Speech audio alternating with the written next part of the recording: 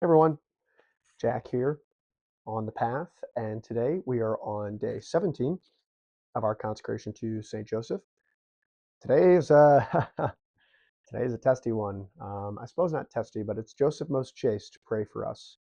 So this one goes a lot into talking about Joseph's like chaste relationship with Mary, and the Virgin Mary too, and her chastity throughout her whole life as well. So a lot of this, I suppose, goes into like the theology around the chastity of Saint Joseph, even in his marriage with Mary. Now, I'm not necessarily, I suppose, going to go into like chastity within a marriage per se, because not only am I not married, I don't really have experience in that realm. This is it's kind of like a unique thing at the same time, in the sense of like, I suppose you can exercise a fair amount of chastity in marriage. Like I could be wrong, priests sound off in the comments, but like I'm pretty sure that you're really only supposed to have relations like that for procreation. Um, but at any rate, we'll talk about more as a single guy on how chastity is an important thing, and just kind of battling with the temptations of the flesh and lust. Now it's there. I think it's some saint, Our Lady of Fatima. Yeah, Our Lady Saint Chasina of Fatima warns that many souls go to hell because of sins of the flesh. And I mean, I don't know. I think that's the thing that I struggle with the most. I've been fortunate enough to overcome drinking and drugs, and I don't really have I don't even like gambling, um, but like chastity is definitely like a hard one, and it's not even in the sense of like I'm going out with a lot of women all the time. It just can be that lust is thrown at us in every which way direction all the time in 2025. This is I'm recording this on July 22nd, 2025. And it can be really it's inundating. It's everywhere. It's nonstop. And this kind of just goes into like we're just human beings that frankly don't have the strength to overcome that with just like our natural inclinations. Like so much on earth is really hijacking our just natural default settings as human beings, especially in 2025. Like they've really figured out how to hook us on every which way, shape, or form thing ever. Like there's been many, many years of innovation to hook us in, I mean, in sin, really. And it's funny because sin sells, for lack of a better term. Like sin makes a lot of money. And things like, I'm even like I'm reading Catch 22 right now. And Catch 22, for those who don't know, it's kind of like a comedy novel about World War II. But there's like a lot of like prostitutes and stuff in it, and it gets me to think of like I've never gotten involved with anything like that, um, and it's so like far from the realm of what is even like around me. But then you think about it a little bit more, like OnlyFans and even like Instagram. There's there's effectively kind of like digital prostitution all the time. And so it's a really and it's in our face all day long. And so Saint Joseph, let's get back to this. Let's get that I'm actually just sharing like that's something that I struggle with, and it's also not prostitution and OnlyFans, just generally like lust um, and sins of the flesh on earth in 2025. But St. Joseph is a great saint to lean on with all of this because of his strength to even be chaste in his marriage with Mary. So, as we believe in like the theology here with St. Joseph, he didn't have any relations like that with Mary throughout his life with Mary. And so that takes a lot of strength. And that's kind of, I guess, what I'm getting at, in the sense of it takes a lot of strength for us to be chaste in 2025 in this modern era. And left to our own devices of just kind of like relying on our natural willpower, like I I suppose like we strengthen it over time for sure, but especially at the early stages, like we're gonna lose. Like that's just a battle that we can't win. The and it's not I don't want to go so far as to say it's not our fault, but like it's kind of not our fault because just like technology is smarter than us in a lot of these ways to outsmart us on all these things. So what do we do? Do we just throw our hands up and say, well, we can't do this? No, we have to utilize our spiritual fathers, Saint Joseph, God, Jesus, and Mary, to give us that extra strength that we just don't have like physically on earth in our brain. This is like heart strength that we need to call on from them. And I've been doing that a lot. I've been really like leaning on that, and it's a practice, it's a spiritual practice, but it's been helping a ton. It's not it's not like a magic pill solve, but it's helping a lot. And it's giving me more strength to then kind of like then eventually, not to say that I will never need them. I always will need God. I'll always need Jesus, St. Joseph and Mary, but I might not need to call on them as much because now that they've, equipped me with some more inner strength there as well that I can tap into. So, this also just kind of relates to even my topic yesterday of like how things that give me anxiety in life when I'm just kind of like out and about or start to think negative thoughts. Like negative thoughts are ultimately just like the devil kind of trying to sneak in there. And so, how do we? Obviously, we can leverage positive thinking too, but positive thinking is just kind of like another, like it's you all have probably experienced this too. It's like a paper bridge.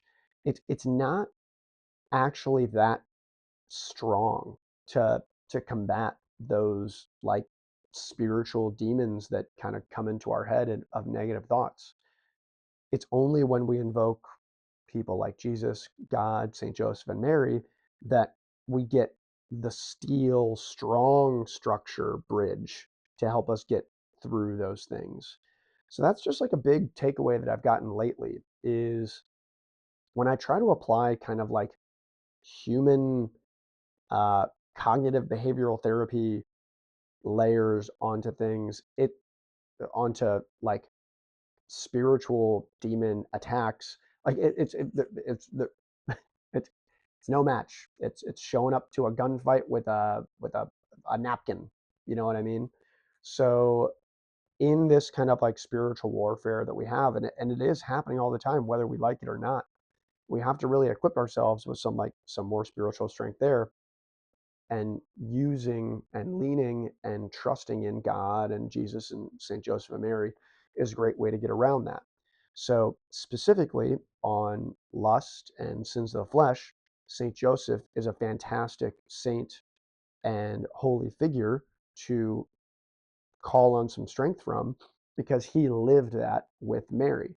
There's no more chaste person besides Mary than Joseph. I mean, maybe there have been people that have had like no relations whatsoever on earth, but like when you really think about how Joseph was married to Mary, like the holy mother of God, like the most pure beautiful woman that ever could be, and we're not talking about necessarily, like, I'm sure she was physically beautiful, but like the level of just unbelievable spiritual beauty that Mary had as well, that's got to be insanely attractive. So that takes a lot of strength for Joseph to like maintain that reverence and chastity for her as well. And we can pull some of that inspiration for us in our everyday to day life. Like to put it this way, like if Joseph can maintain chastity in a marriage with somebody like Mary, I can maintain my chastity as walking down the street and not letting my mind get the best of me when I'm passing girls. So, anyway, as you could tell, this is kind of I don't know, I'm still working on these videos and like trying to, speak a little bit more my mind in it. And so I think I'm holding back like even a little bit today just because this topic is kind of like a, uh, like a taboo topic per se. So I'm sure I will revisit this topic in the future and maybe go a little bit deeper onto it. But I'm going to wrap up the just general reflection on that today, and I hope that was helpful for you all. And now I'll go ahead and read through day 17 of the Consecration to St. Joseph. Joseph, most chaste, pray for us. So this comes from St. Francis de Sales. Whoever can understand how great St. Joseph had to be in virtue of virginity, who was destined by the Eternal Father to be the guardian, or rather companion, of Mary's virginity.